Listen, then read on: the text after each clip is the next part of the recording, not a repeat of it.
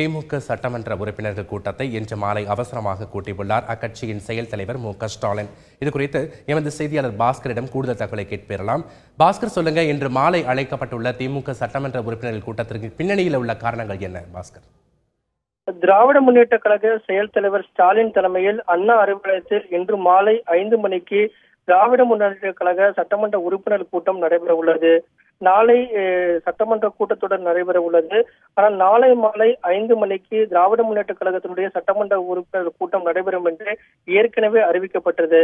ஆனால் இன்று மாலை அவசரமாக திராவிட முன்னேற்ற கழக சட்டமன்ற உறுப்பினர் கூட்டம் நடைபெறுகிறது. இதற்கு முக்கிய காரணம் என்னன்னா, நேற்று ஆங்கில தொலைக்காட்சி ஒன்றில் கூவத்தூர் சம்பவம் தொடர்பாக செய்திகள் வெளியானது.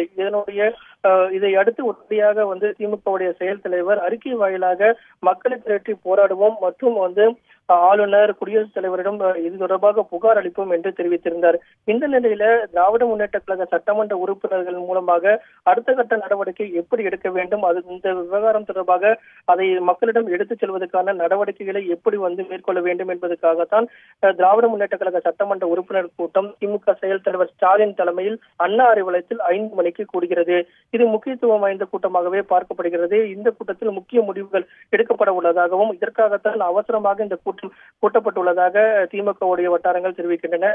அது மட்டுமல்லாமல் நாளை 5 மணிக்கு மாலை சட்டமன்ற கூட்டத்தொடரினுடைய முதல் நாளில் திமுக சட்டமன்ற உறுப்பினர்கள் அங்கு பங்கேற்று அதற்கு பிறகு அண்ணா அறிவாலயத்தில் 5 மணிக்கு திராவிட முன்னேற்ற கழக சட்டமன்ற உறுப்பினர் கூட்டம் நடைபெறும் என்று ஏற்கனவே அறிவிக்கப்பட்ட நிலையில் ஒரு நாளுக்கு முன்பாகவே நேற்று வெளியான அந்த செய்தியின் தொடர்பாக விவாதிப்பதற்காக முடிவெடுப்பதற்காக அடுத்த கட்ட நடவடிக்கைகள் திராவிட முன்னேற்ற கழக சட்டமன்ற உறுப்பினர்கள், அது மட்டுமல்லாமல் கட்சியினுடைய முக்கிய முடிவுகள் எப்படி இருக்க வேண்டும் என்பது குறித்து சட்டமன்ற உறுப்பினர்களுடன் ஆலோசனை நடத்தி அதன் அடிப்படையில் முடிவெடுப்பதற்கான கூட்டமாகவே இந்த கூட்டம் முக்கியத்துவம் வாய்ந்த கூட்டமாகவே பார்க்கப்படுகிறது.